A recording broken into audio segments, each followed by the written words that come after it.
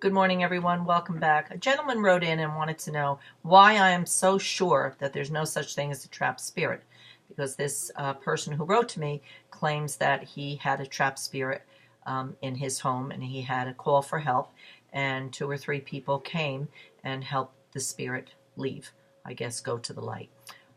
So I guess he called in some Ghostbusters. And I don't mean to criticize, but I know without a shadow of a doubt that there is no such thing as a trapped spirit. No spirit energy has the desire nor the ability to stay trapped on this side of the veil. And I always go back to God and I say to people, the God, the divine supreme being, whoever God is to you, this same supreme being, the powerful being who has the ability to create each and every person that has ever lived or ever will live, created this universe and maybe a trillion other universes. This same powerful being needs help getting someone to the light. I mean, if you think of it with the rational mind, you realize that that's just not a thing that's truthful. It's just not truthful. It's a great moneymaker, and I've shared with you before that there are people right here in my area.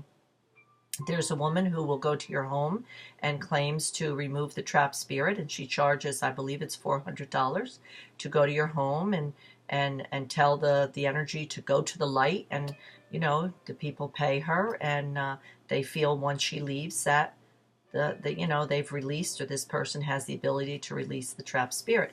And I think the only thing that they gave her the ability to do was maybe drive a nicer car or live in a nicer home, because it's just a waste of money, but certainly pads her pocket. So I am totally against this. These are the charlatans I talk against. There is no such thing as a trapped spirit. Now, if somebody calls me and says, my house is haunted, and I want the spirit to move on, I will say to them, I do not believe in haunted houses. I know the spirit energies don't stay on this side of the veil.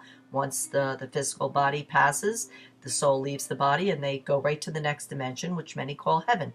However, maybe someone in your home has a higher vibrational energy like me, and they're sensing spirit energy around them. So it could be connected to them, to the other person who lives with them in the house, or maybe they're just imagining it because they watched a horror movie on TV, because that's what the horror movies do. They put this in your left brain. Remember, the soul is in the right brain. The left brain gets, is like a sponge and takes all this in. So, I won't watch a horror movie, not because I believe anything that's in it. I know it's all nonsense, but it's still the left brain becomes frightened, and I won't watch it. So it's amazing to me how people will believe this nonsense that's out there, and that's why what I do, for the charlatans out there, it's $1 billion business, and the charlatans are the ones that are making the most money. I shared with you in a recent video that I charge $150 for a reading, which may sound like a lot, but for the mediums out there that are charging $350 or $1,200 or whatever they're charging for a 15-minute read or a 30-minute read, $150 really isn't that much if you sit with a person for an hour or longer, 2-3 hours. And ask me how many people I don't charge, because I do many, many, many readings that I don't charge at all. So it's an individual thing as far as pricing, and I went off a little bit like I usually do.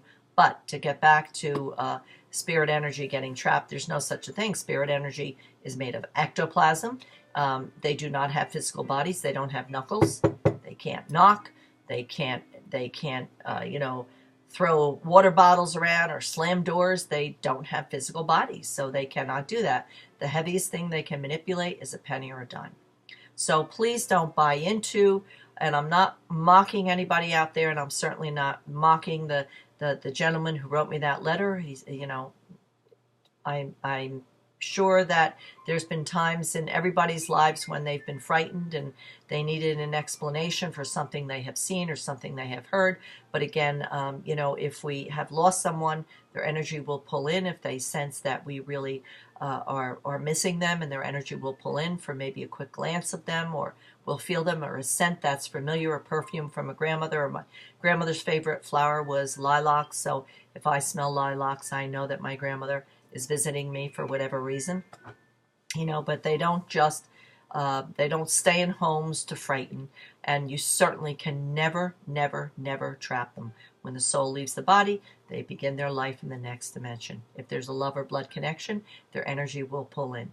If someone is in a house and they feel this around them and they believe that there's someone there, maybe perhaps they have a higher vibration like me, a higher soul energy, and they are connecting. And that's when you want to seek out, a true spiritual evidential medium so they can help you and maybe refer you to the right teachers to go to so you can understand your gifts and abilities, which are all God-given, and you can understand them properly and understand the fact that they're given to you as love, and they're gifts. And if you choose to, you can learn how to tap in to the world of spirit and connect with your loved ones on your own.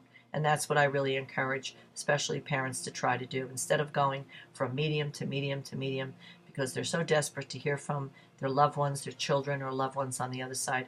Learn how to raise your own soul vibration so you can connect yourself. Okay? So I hope that answers your question. And as always, I leave you in God's love and light.